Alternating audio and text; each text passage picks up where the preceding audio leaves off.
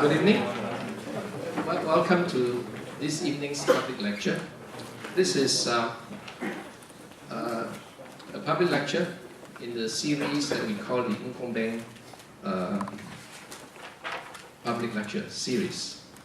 We thank the family of Mr. Nkogit and Mr. Nkogit for their generous gift in setting up this Nkogit Memorial Fund, which sponsors several activities of the Institute for Mathematical Sciences, including the public lecture series. My name is Chong Chit-tat. I'm the director of the IMS. So welcome to the public lecture this evening. Tonight, the lecture will be given by Professor Assaf Zeevi. Professor Zeevi, he told me, started off life as an engineer, studying at Technion in Israel, receiving his bachelor's and master's degree in electrical engineering. Then went to Stanford to continue his PhD in electrical engineering, but then with a double major in statistics. Then after that, immediately after that, he joined the Graduate School of Business at Columbia University. As Professor Zeevi said, his academic career life has been in a random walk, but somewhat surprisingly, it's always in the right direction. His research is in the mathematical theory of complex systems, and at the intersection of operations research, statistics, computer science, and economics. Professor Zeevi has received many awards, including the Early Career Award that he received in 2005, and the IBM Faculty Award in 2008, and then followed by Google Research Award in 2009. And the IMS, taking the opportunity that Professor Zeevi is visiting our program, Stochastic Methods in Game Theory, to invite him to give a public lecture. The title is Big Data, Turning Big Data into Even Better Decisions. Please welcome Professor Zeevi.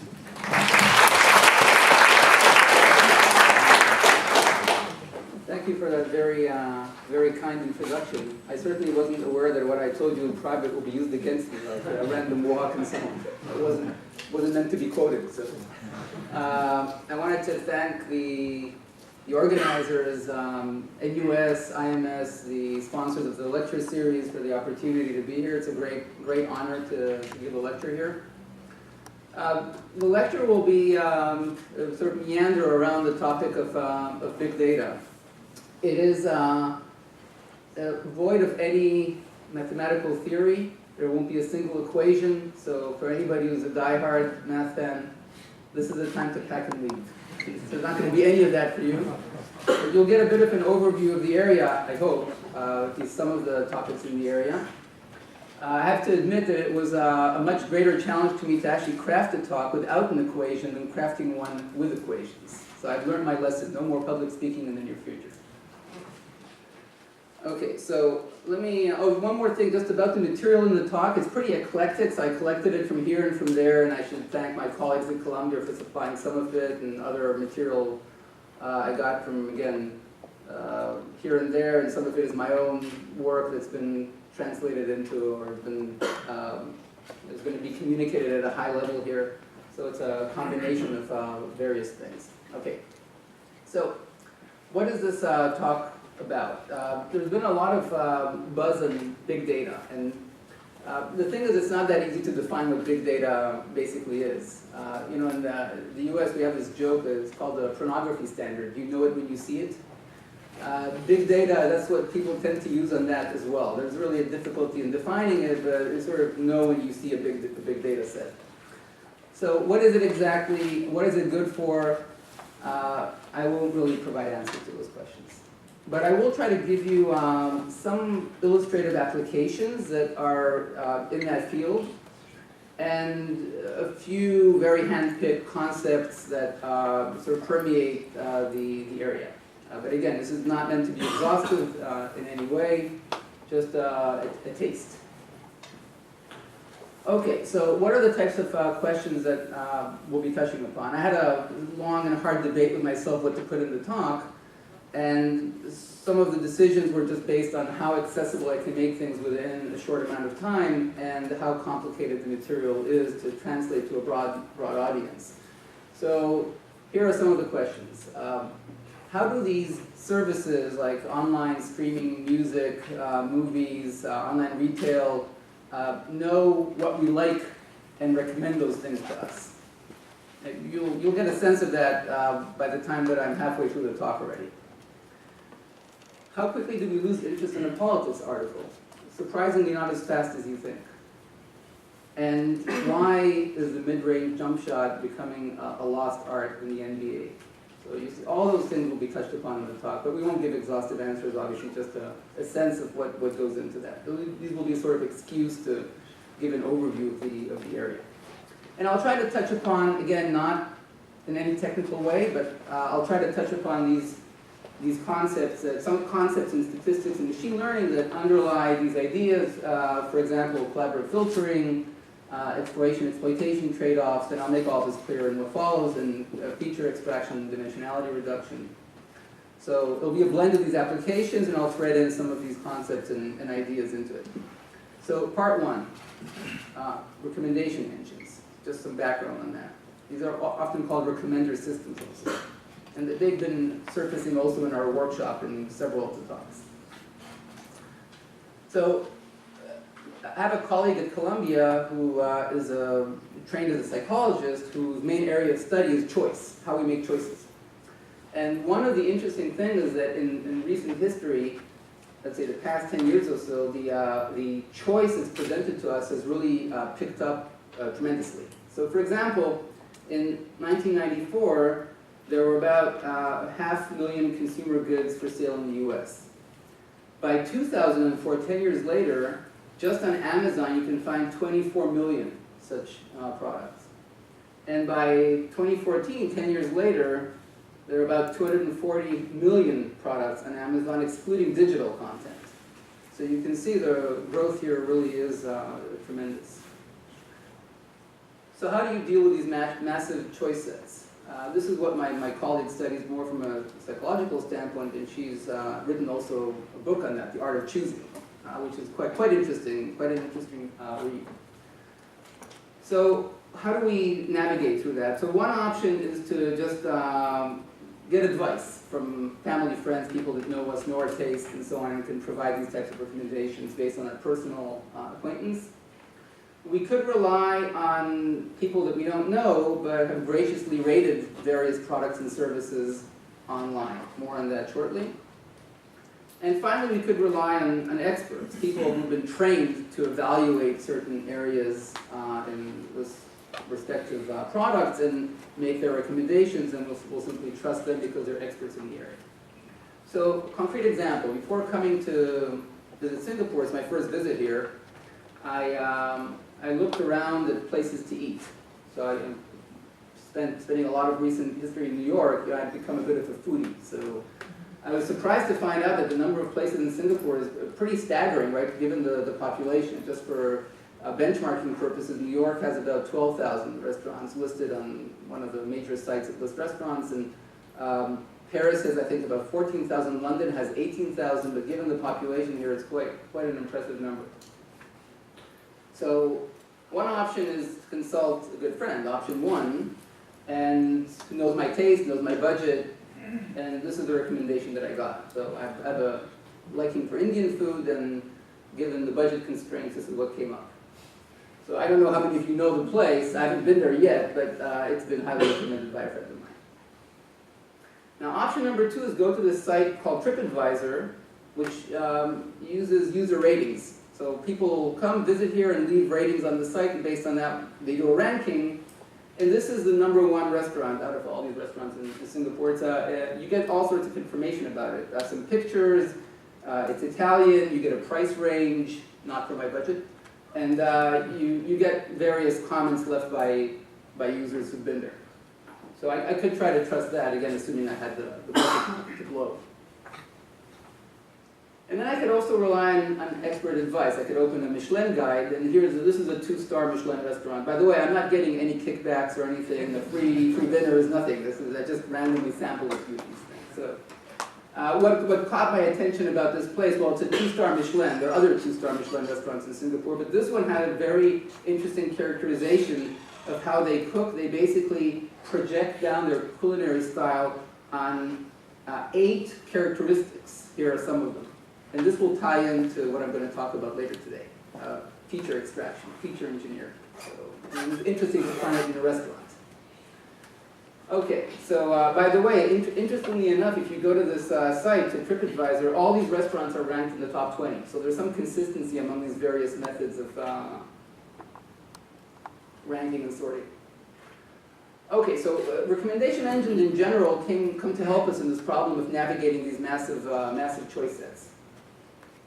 And what they could do is help us, again, winnow down the list, which is sort of the purpose of getting expert advice.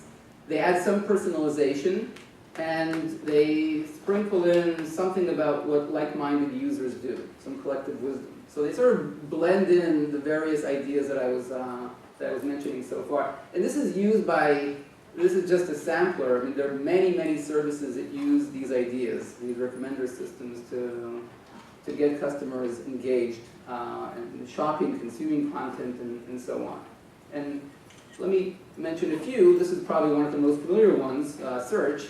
So when you search for car rental in New York, you get a bunch of results that come up. Some of them are search results, and some of them are advertisements, sponsored search. And even the actual search results, which we think are pretty clean, really is not that clean, because Google personalizes it to our history, and it also uses a bunch of heuristics which are very targeted or driven by cultural influences and whatnot. So it's a form of a recommendation system, recommending these sites. They also use it on YouTube, where they can rely basically on what I've seen, what videos I've watched, and also various contextual connections and recommendations. Amazon has certainly drawn quite a bit of fame for its recommendation engine. So here is a search for a digital camera, and here are a bunch of features. You can't probably see what's written here, but there are a bunch of features of the camera, and here are things that are typically bought together with the camera, memory, for example. And here are a bunch of things that other customers who bought this camera bought as well. So there's a logic here of customers who bought X also bought Y. That's one of the simplest forms of this collaborative filtering logic, which we'll talk about more. So what happens with product space, it's very large. There are too many digital cameras, essentially. But there are other products in which there's even greater abundance. And as a result, what we try to do is project it down into a more structured space, which has a lower dimension. So just to give you a very, very simple example, I was told that this should be brought down to a level of a high school student. So here's the example. You want to differentiate an apple and an orange. So you start developing a set of features that can help you do that. For example, size, not very good. Shape, you add some minor improvement with that. Mass, color. Eventually, you have enough features here to make the distinction. So you have a space that basically allows you to differentiate the products or characterize them pretty well. And the need to get these attributes is obviously of great importance to have all these systems work well. So I want to show you some examples which are less traditional. For example, this is a project which takes art and tries to also decompose it into more basic elements to be able to characterize the space of these paintings and various artwork. And this is an actual site. You can go online. You can play with it. It eventually leads to things like, well, if you like this, you might also like that. And that's based on some notion of similarity between these two pieces of art. And the project is of mapping this out is called the Art Genome Project. So it's as if there's some genomic signature you're trying to extract from these paintings. I know anybody who's an art major is probably flipping over right now, but This is an actual site. You can go play around with it. It's pretty interesting.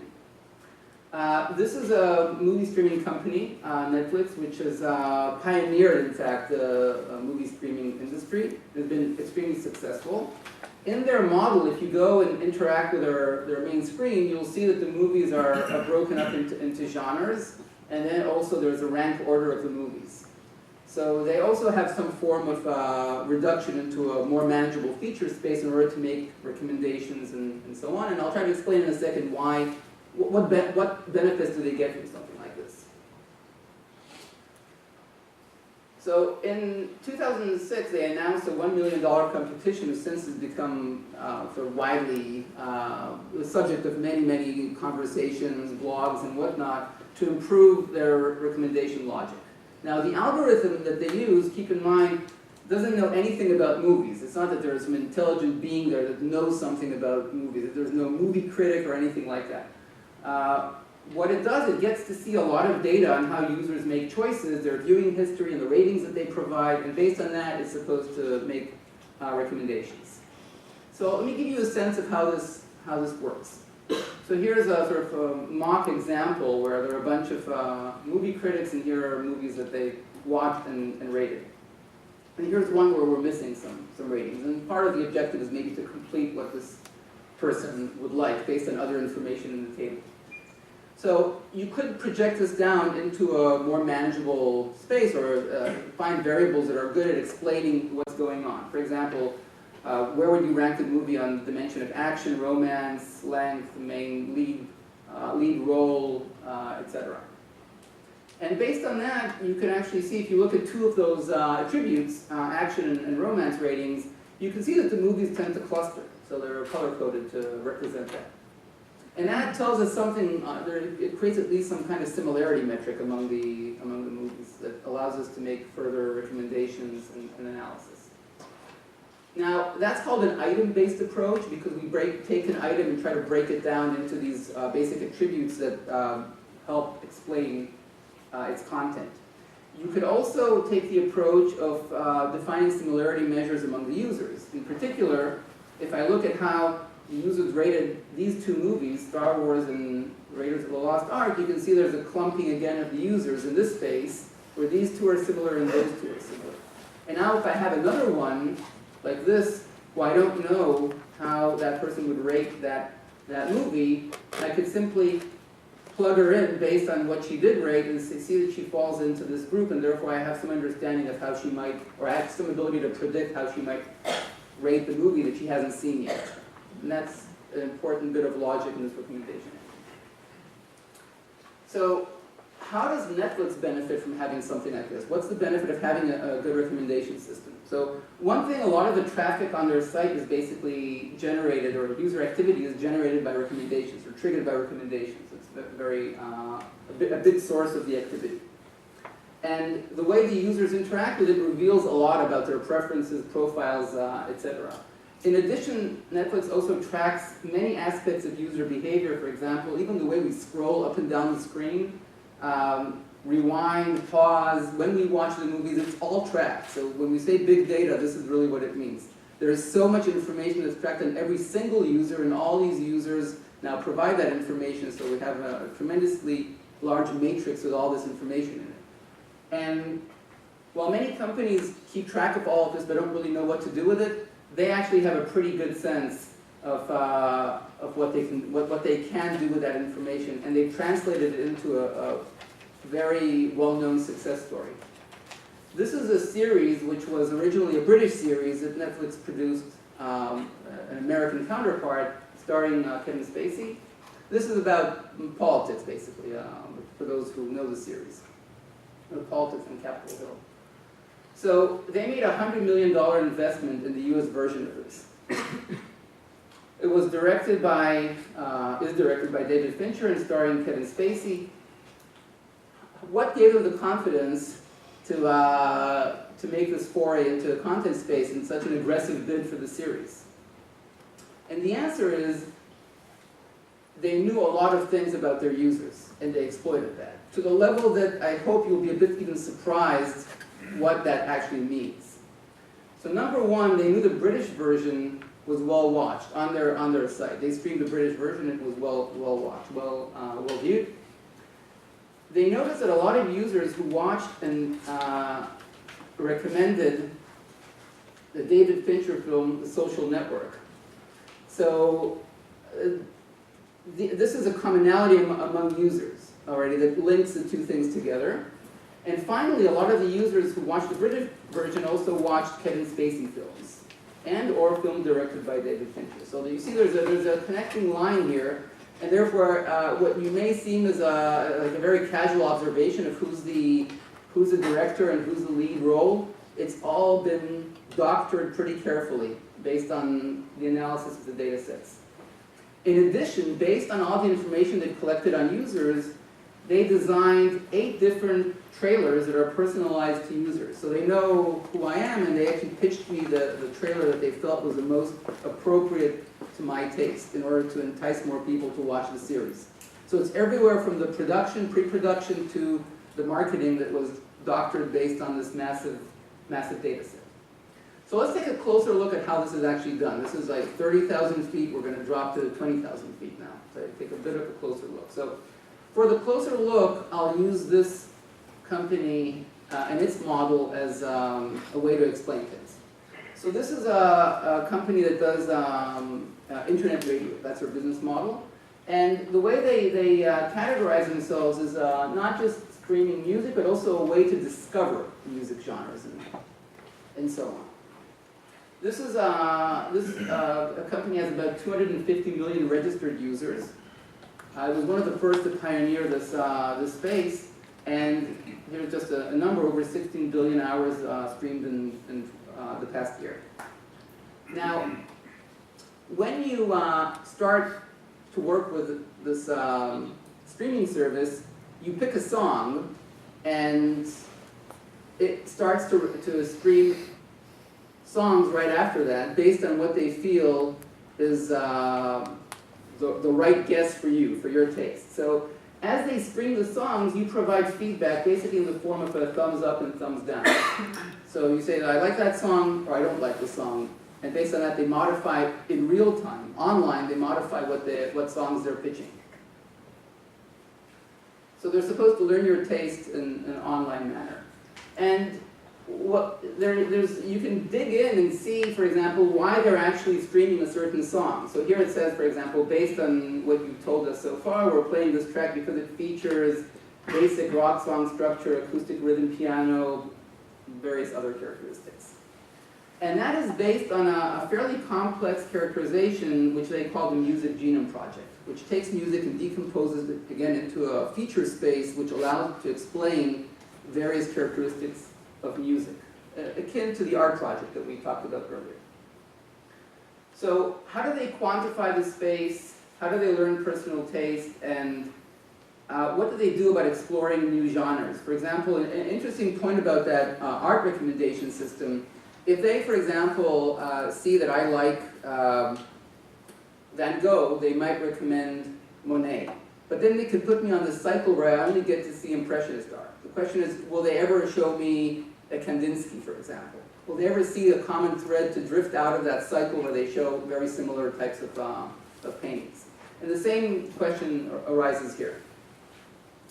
So what Pandora did at the time was basically create this very elaborate feature space for music, breaking it up into various genres and attributes, and based on that created a big database of songs that they broke down into those characteristics. Now, this is a pretty massive undertaking. It's not that the users provided something because there were no users. So they had to do this from the ground up. The challenge here is to create that database.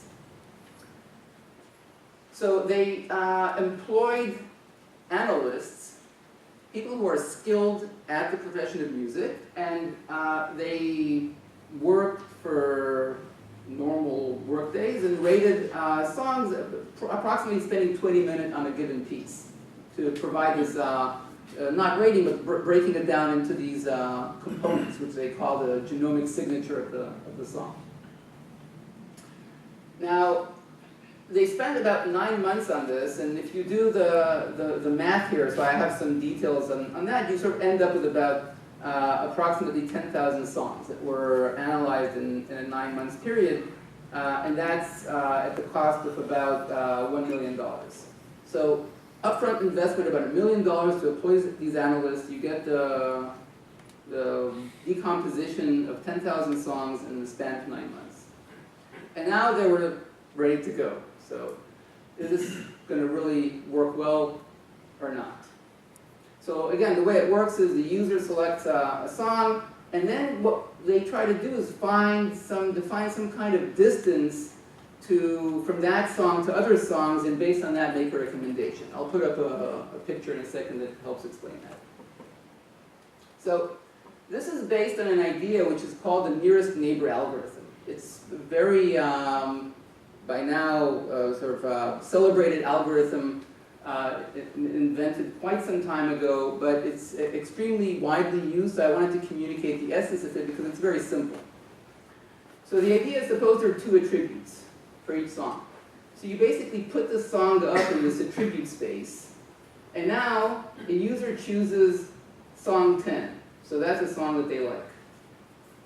So what does this algorithm do? It sort of creates these level sets that are at the same distance away from the point of origin, song 10, and based on that they'll find the closest song to song 10, which is song 7. So that's the one that you recommend based on this logic. Very simple. There's nothing very fancy going on here. So with that logic in place, and with all the genomic components now listed for the 10,000 songs, they were ready to make their first attempt at seeing how this all works. And initially all of this was done in 1999, 2000, so all of this was basically placed in Excel, and then they chose their first song, they plugged it in, they hit the button, and 4 minutes of grind time until this thing produced the recommendation. What's the next song to play? So let me give you a sense of what happened. So the song that they launched was this. It's a classic Beatles. So I'm playing this out mostly for you to get a sense of what's the feature space here. How would you classify it, what sense do you have about where you place that in that diagram?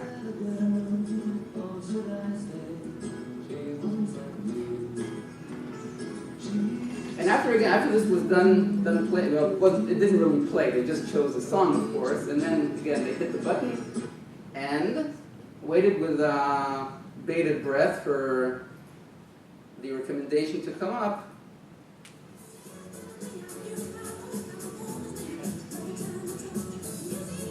So you probably wouldn't qualify this. The reason I brought this up as a video is because I assume some audience is young enough not to know this band. When I was growing up, I actually watched the movie where this appeared. It was a big hit. Saturday Night Fever, I think was the name of the movie. So I think you can sort of say that you won't really qualify this as a roaring success, right? You don't need to be an expert in music to say that these two things are not really that similar. Now, the story actually has a slightly better ending than that. So the first version was about 10,000 songs that had each been analyzed musicologically by one of these musician analysts. So here we are, we're 9 months in, not knowing if this was going to work or not, and we typed in our first track, which was a Beatles song, and hit rank, waited with bated breath for a few minutes, and eventually a list of songs unfolded in front of us. It's a multi-dimensional, nearest neighbor map. And the first song was a Bee Gees song. Our first thought was, fuck, this doesn't work. There's something happening to me. There is something I would like you all to see. It's just a photograph of someone that's those are the Bee Gees, by the way.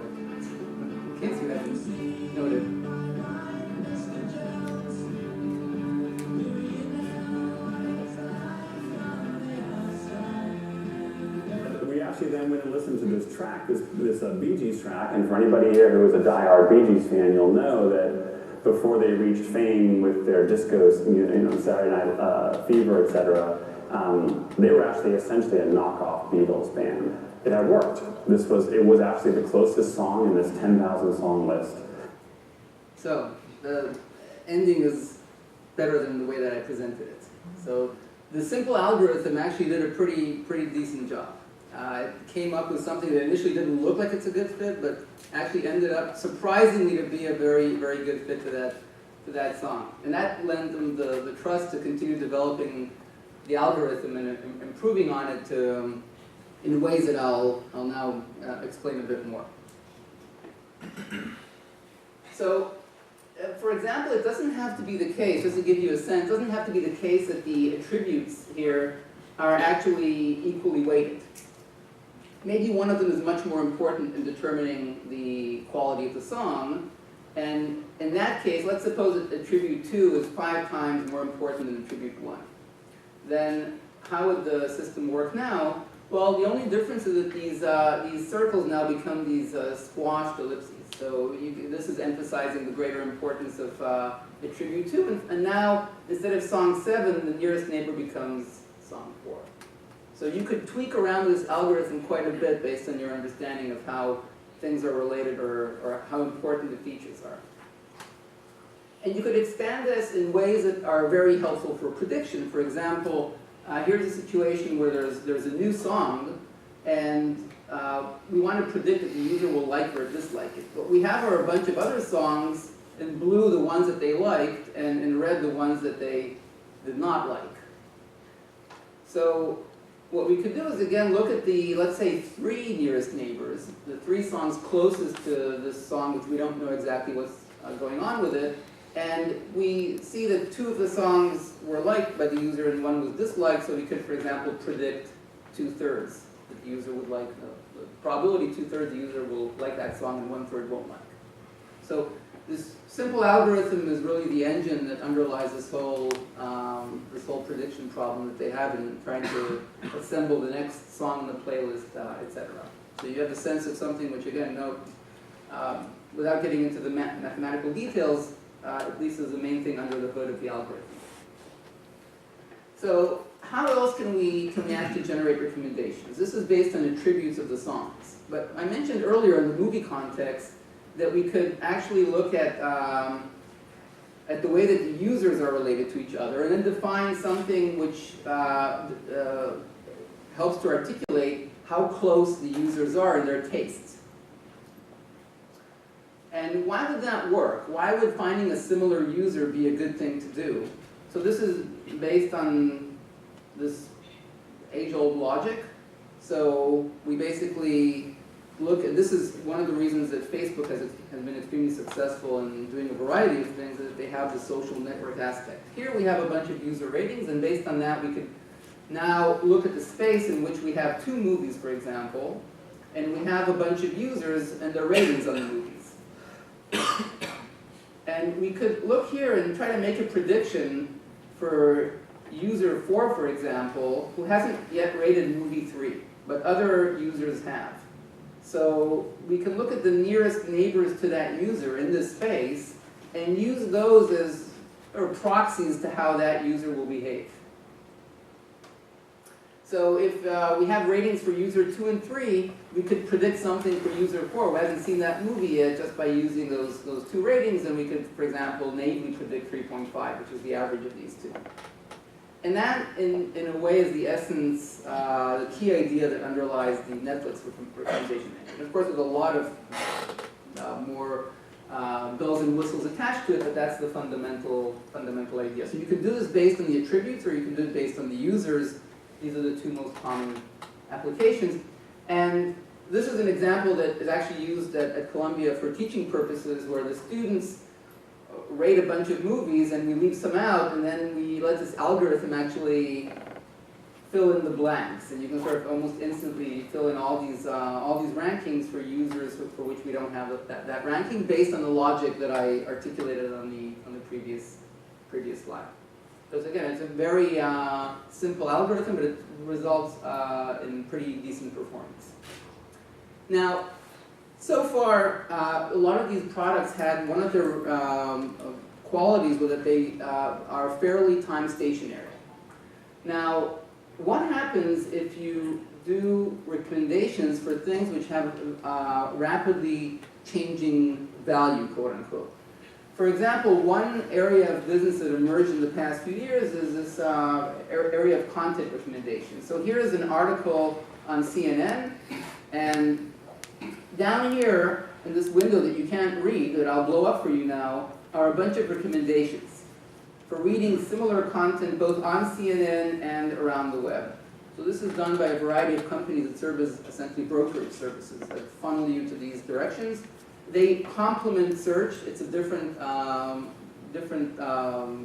objective than search, and they've certainly achieved quite an impressive exposure in the market. For example, this company has something like on the order of 150 unique views in a month or something like that. So staggering numbers, and they're on the orders of hundreds of thousands of these recommendations made every second by this recommendation engine. Now here things are more complicated. I'll give you a sense of that. Both time of day affects the volume of transactions, the volume of users that enter the system. So think about this as sort of being around lunchtime where there's a break and there's a peak before, a peak after, etc. So that's quite a typical pattern. It changes again on the scale of hours. But if you look at the content itself, at an hourly level, you can see these are a variety of different content ranging from crime, politics, and whatnot. Every colored line is a different category. And you can see that things fluctuate quite a bit. I mean, this is meant to convey a bunch of spaghetti basically bouncing around here. It shows you that things can change rapidly and different content changes at different time scales. That makes things that much more complicated for us because of the following points. One, there's a huge flow of products into this market. So every day there's something like 1 million new content pages to deal with. Some of these content pages have a very short shelf life. They expire after a few hours. These are like driven by various events that have a very short shelf life. And they have a time-dependent quality, again, because of the events that drive them, etc. So how do you track this and make recommendations is a far more difficult problem than the ones that we talked about so far. To give you some sense of that, if you look at the time until a new page is recommended for the first time, it can go into the following categories. Let's say about 70%, it takes more than 10 hours until you actually reach a point where you recommend them, and 38% more than 1 day. So there's a lot of content that just doesn't hit the users because it takes a long time to understand whether it's actually something worth recommending or not. And by that point in time, much of this is already obsolete. Because the majority of articles actually reach about 75% of the visits to the article within the first day. So a much more challenging problem. I promised you to say something about the interest in politics articles. So not just politics. Here are some statistics that we collected from working with this data. So for example, in politics, about 75%, the time to hit 75% of hits on the page is 22 hours. So not that long, and not very short, but not that long. But you can see that as you go down this list, these numbers grow quite a bit. So there's a huge separation in scale between various categories. And if you look at the time to hit 90% of hits on the page, this is even more striking differences. So the categorization, the feature space is very important, but there's also this depreciating value that we have to deal with. So I'll give you a bit of a sense of what we can do with that and what are the types of trade-offs that we're looking to grapple with. So here's an example where we're plotting 4 categories: crime, politics, investment, and celebrities.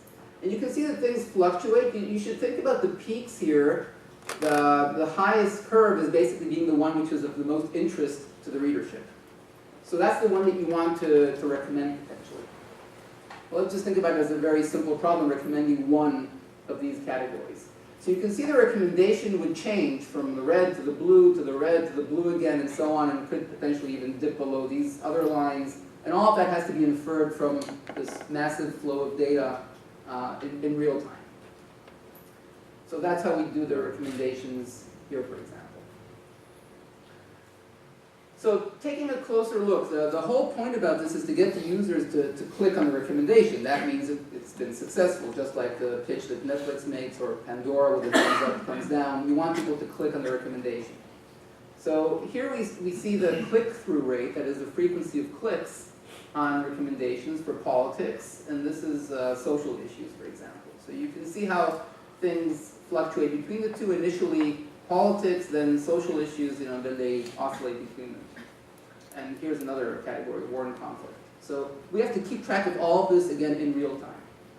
Now, these clicks provide obviously valuable feedback for us on what's actually working and what's not working. And based on that, we can design algorithms that make these recommendations. So how would that work? What are the trade-offs? Just to give you a sense of it.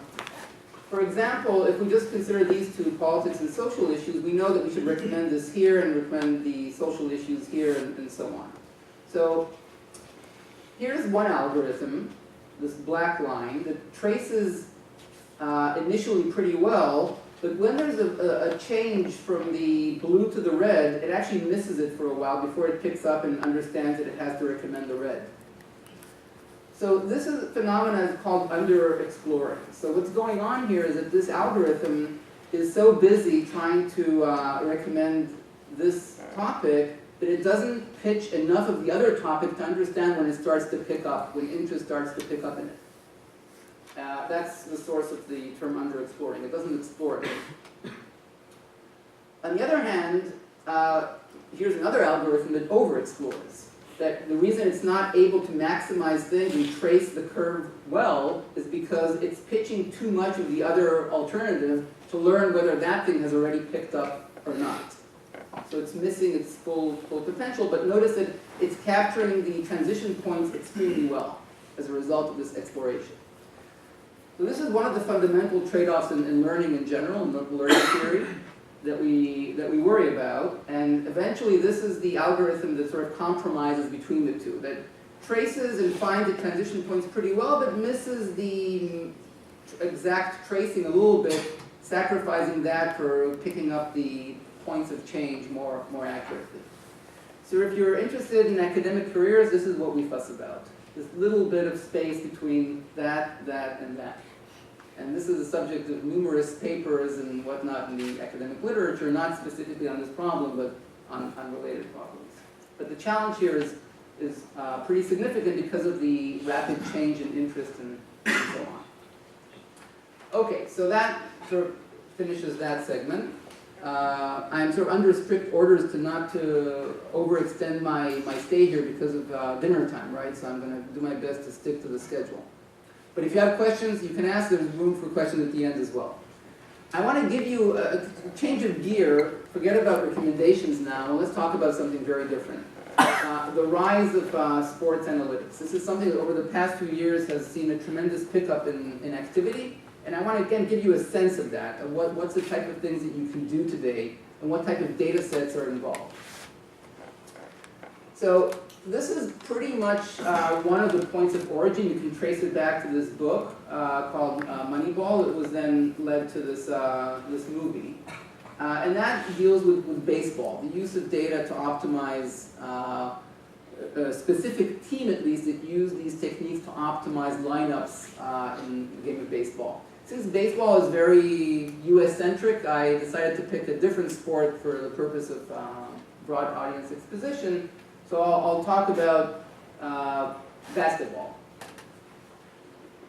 So professional basketball in the US, the league is called the NBA, the National Basketball Association. And here's a statistic for the past year, not the current season, the past season. So there are two teams that play in the league, one based in Houston, one based in New York. And here are the win-loss statistics for the two teams. And you can see that this team has done far better than the other one. Many teams did a lot better than this one, but sadly, this is one example. Now, as statisticians, usually in this situation, we formulate hypotheses. For example, is this a spurious observation, or is there something that's driving it? In particular, for example, is this a result of golf and talent? Maybe this team is just that much more talented than this team. And we try to test that out. Well, let me show you one explanatory variable, which is very significant statistically speaking. This is shot selection for the Houston Rockets. You think about the red as where you take the most shots, and the green, next to that until it drifts into blue, which is nothing. And this is the same analysis for the New York Knicks. I'll tell you in a second how this data was obtained. So what's really interesting is that this team, this is a completely disconnected set, right? Almost all the activity is under the basket or outside. This line is called the three-point line, which means when you shoot farther back in that line and you make the basket, it's worth 3 points. Anything within here is 2 points. Whereas this team, you can see, is much closer to a connected set in the sense that it just smeared out all over the place except for a greater concentration here. So of course, most teams would like to shoot near the basket, right? That's high percentage, especially if you dunk. But this team, again, there's nothing in between. So what explains that? And if you look at this trend in the NBA across past years, I can show you here that the blue is essentially the make percentage. So what's a percent of hitting the shot? And that's a distance from the basket. So very close to the basket, you get very high percentage. Then it sort of drops off and remains pretty steady in that intermediate regime. And then when you go to the three-point range, it might drop a little bit more. But the red line, which is the average points per shot, of course, behaves like that, which is a result of the value here increasing. So in a way, some of the teams concluded, going back to the previous slide, that these are not efficient shots. Remember the original question, why is the mid-range jumper becoming a lost art? So this is a result of statistical analysis. And the whole game plan is now geared towards getting to these shots. And if you look across time, you can see that the trend going from the 2004-2005 season up to now, the trend of attempting three-point shots has been on the rise. And again, there's no fluke here. This is a result of analysis, careful analysis, which is now supported by pretty impressive technology. In particular, there's a company that provides installation of cameras in arenas in the NBA. These cameras basically allow this reconstruction, these heat maps. So these cameras are located in various points in the arena, and what they essentially do is they keep track of every instant on the court, where the players are, where the referees are, where the ball is, using pattern recognition technology. So this is how the lamp installation the camera installation looks. And if you essentially just a cartoon rendering of what it does, luckily the players wear numbers, so it's easy to track who's who and where they're located. And since you're taking about 24 frames per second, you can really track this thing at a very granular level.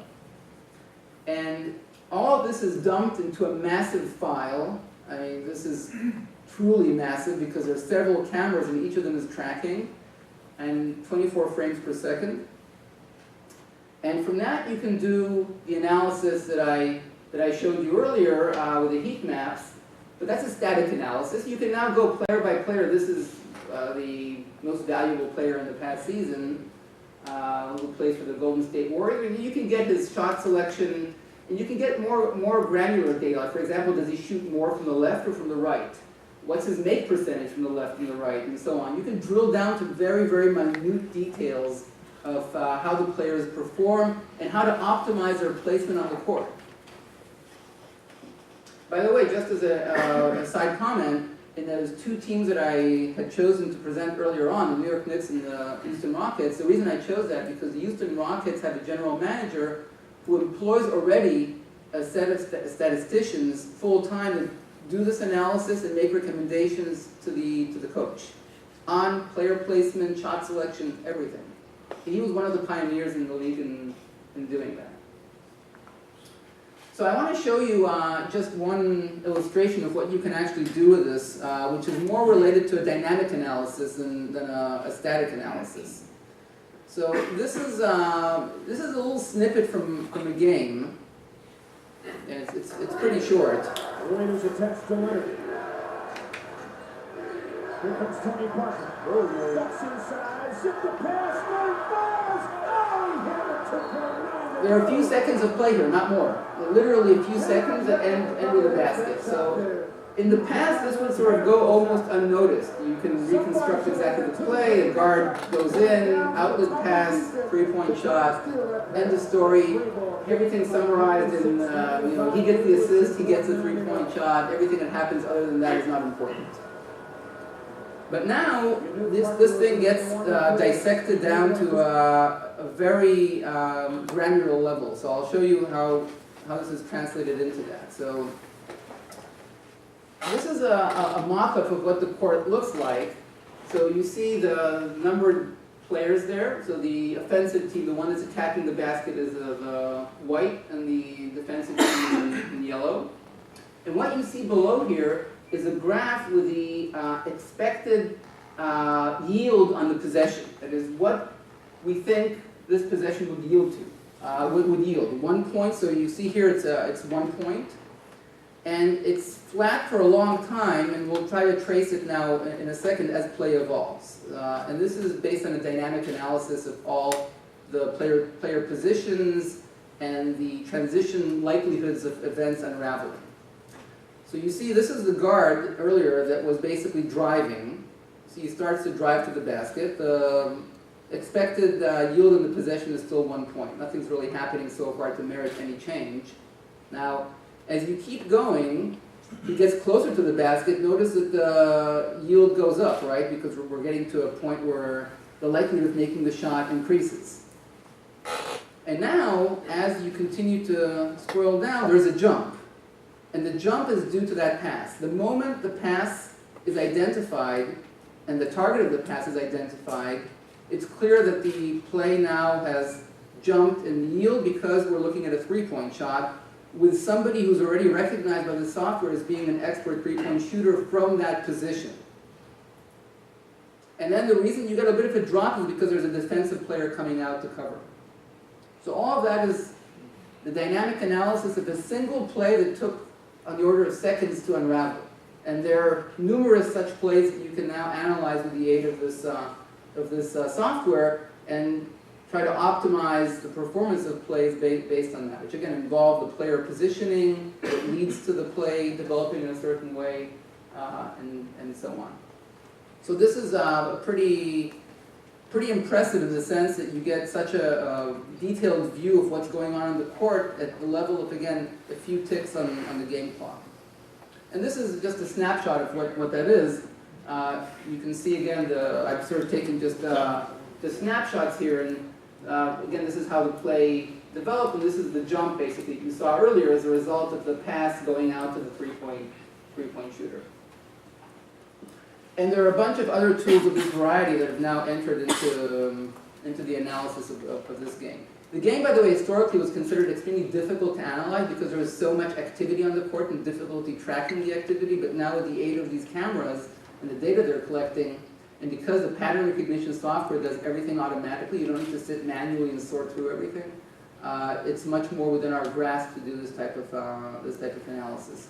So this, for example, comes from a paper that was submitted, I think, in 2014, not by myself, by these collection of researchers, and was presented at MIT at the Sports Analytics Conference.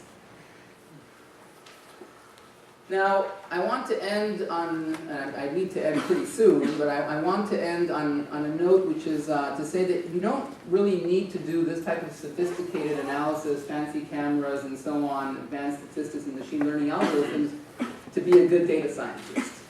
You can be more of a hobby data scientist and still be fairly successful, and for that purpose I want to show you my last video for the lecture, which is this. When it comes to penalty shootouts, the Germans are clearly die Obermasters. Play 4-1-4. Lucky?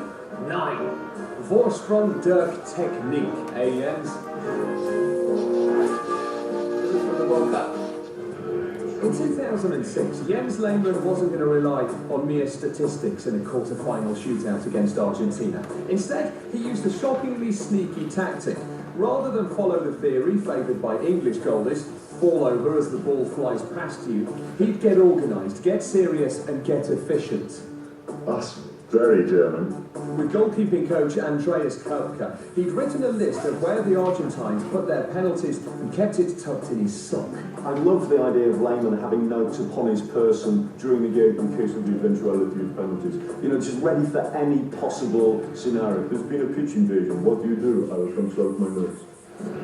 Lehmann picked the right direction for every penalty, saving from Roberto Ayala. Then, for the crucial kick, up stepped Esteban Cambiasso. Lehmann very ostensibly takes out a note from the shin pad and has a look, and at that moment Cambiasso realised that Lehmann has some sort of information of where he's likely to shoot. How off-putting is that? It's like, you know, when someone passes a note about you and you think, oh, what's he saying? About me, you get really self-conscious. Will you stick with your regular choice, or will you change it because you know that the goalkeeper knows where your regular choice is? It was the ultimate act of kidology. Cambiasso's name wasn't on his list.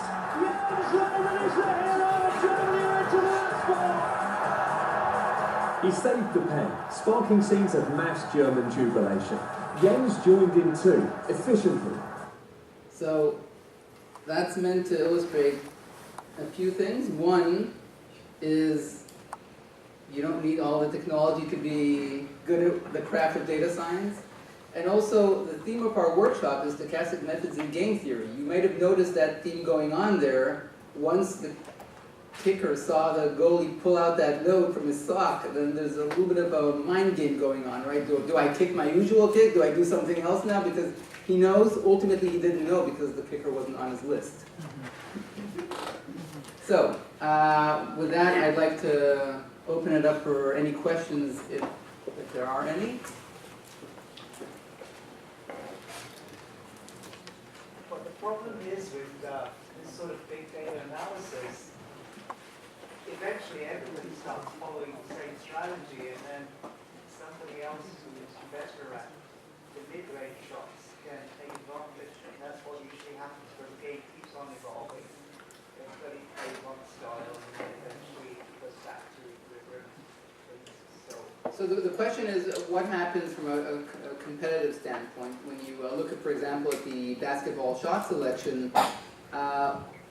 Eventually, teams will realize that all the game plan is geared towards the 2 points under the basket and the 3-point shots, and then they'll close that out, and what's the next arbitrage that will come up? You can see from the graph of how the 3-point shots have been picking up over the past years that we're still in that stage of teams adopting, including the Knicks heat map that I showed you, that doesn't have really a strong presence on the 3-point line. I don't think it's a result of that competitive analysis. But eventually you do expect that to happen, and then probably there's going to be modifications to that that will change the game plan accordingly. But we're still in a stage where these tools are moving into the market, and teams are just learning how to exploit them. For example, this dynamic analysis tool that I showed you, this is from a year ago, so it wasn't in existence before that. The heat maps are static, so now we have dynamic analysis as well, which furthers even the ability of teams to design the plays and whatnot. But eventually I expect things to evolve, of course, as you're suggesting.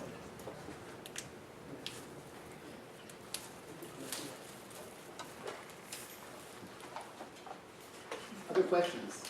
If not, thank you.